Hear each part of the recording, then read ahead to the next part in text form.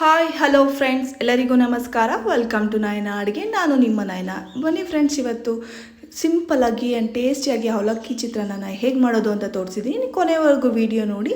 ಅದೇ ರೀತಿಯಾಗಿ ನಾನು ಹೇಗೆ ಮಾಡೋದು ಅಂತ ಈಗ ತೋರಿಸ್ತಾ ಇದ್ದೀನಿ. ನೋಡಿ ಅದಕ್ಕೆ ಮೊದಲು ಒಂದು 2 ಮೀಡಿಯಮ್ ಈರುಳ್ಳಿ, ಒಂದು ಮೀಡಿಯಮ್ ಟೊಮ್ಯಾಟೊ, ಒಂದು ಸ್ವಲ್ಪ 5ರಿಂದ 6 ಹಸಿಮೆಣ್ಸಿನ್ಕಾಯಿ ಮತ್ತು ಸ್ವಲ್ಪ ಕರಿಬೇವು, ಕೊತ್ತಂಬರಿ, ಒಂದು ಲೆಮನ್ ತೊಗೊಂಡಿದ್ದೀನಿ. ಈಗ ಒಂದು ಬಾಣಲಿಗೆ ಸ್ವಲ್ಪ ಎಣ್ಣೆ ಹಾಕ್ಕೊಳ್ಳಿ. ನೋಡಿ, ಅವಲಕ್ಕಿನ ನಾನು ಮೊದಲೇ ಒಂದು 2 ಸತಿ ತೊಳೆದು ನೀಟಾಗಿ ನೀರನ್ನು ಬಗ್ಸಿ ಇಟ್ಕೊಂಡಿದ್ದೀನಿ.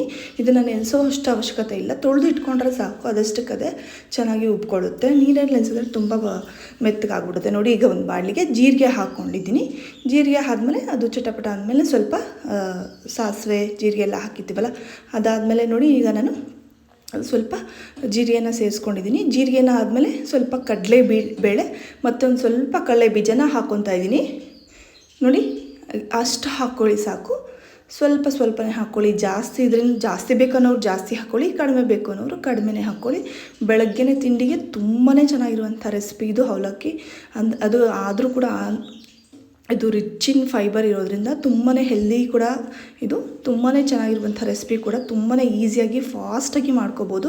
ನೋಡಿ, ಸ್ವಲ್ಪ ಕರಿಬೇವನ್ನು ಸೇರಿಸ್ಕೊಳ್ಳಿ. ಈಗ ಸ್ವಲ್ಪ ಹಚ್ಚಿಟ್ಕೊಂಡಿರುವಂಥ ಹಸಿಮೆಣ್ಸಿನ್ಕಾಯಿನ ಸೇರಿಸ್ಕೊಂಡು ನಾನು ನೀಟಾಗಿ ಫ್ರೈ ಮಾಡ್ಕೋತಾ ಇದ್ದೀನಿ. ಚೆನ್ನಾಗಿ ಹಸಿಮೆಣ್ಸಿನ್ಕಾಯಿ ಎಲ್ಲ ನೀಟಾಗಿ ಫ್ರೈ ಆದಮೇಲೆ ಸ್ವಲ್ಪ ಈರುಳ್ಳಿನ ಹಾಕ್ಕೊಳ್ಳಿ. ಹಚ್ಚಿಟ್ಕೊಂಡಿರುವಂಥ 2 ಮೀಡಿಯಮ್ ಈರುಳ್ಳಿ ಇತ್ತಲ್ವ, ಅದನ್ನು ಹಾಕ್ಕೊಳ್ಳಿ. ಕಡಿಮೆ ಬೇಕನ್ನೋರು ಹಾಕ್ಕೋಬೋದು, ಇನ್ನೂ ಜಾಸ್ತಿ ಬೇಕನ್ನೋರು ಇನ್ನೂ ಜಾಸ್ತಿ ಹಾಕ್ಕೊಳ್ಳಿ. ಎಷ್ಟು ಬೇಕೋ ಅಷ್ಟು ನೋಡ್ಕೊಂಡು ಹಾಕ್ಕೊಳ್ಳಿ. ಯಾವುದಕ್ಕೂ ಚೆನ್ನಾಗಿ ಫ್ರೈ ಆದಮೇಲೆ ಈಗ ನಾನು ಮೀಡಿಯಮ್ ಟೊಮೆಟೊ ಒಂದು ಹಚ್ಚಿಟ್ಕೊಂಡಿರುವಂಥ ಟೊಮ್ಯಾಟೊನ ಹಾಕ್ಕೋತಾ ಇದ್ದೀನಿ.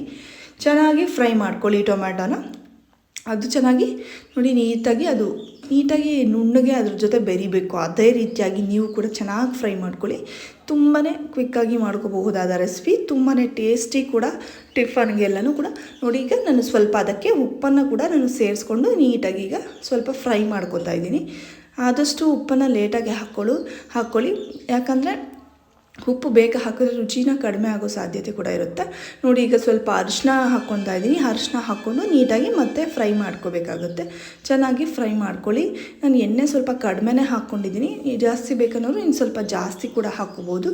ನೋಡಿ, ಚೆನ್ನಾಗೆಲ್ಲ ಈಗ ಫ್ರೈ ಆಗಿದೆ. ಈಗ ನಾವು ತೊಗೊಂಡಿರುವಂಥ ಅವಲಕ್ಕಿನ ಹಾಕ್ಕೊಂಡು ನೀಟಾಗಿ ಮಿಕ್ಸ್ ಮಾಡ್ಕೊಳ್ಳೋಣ.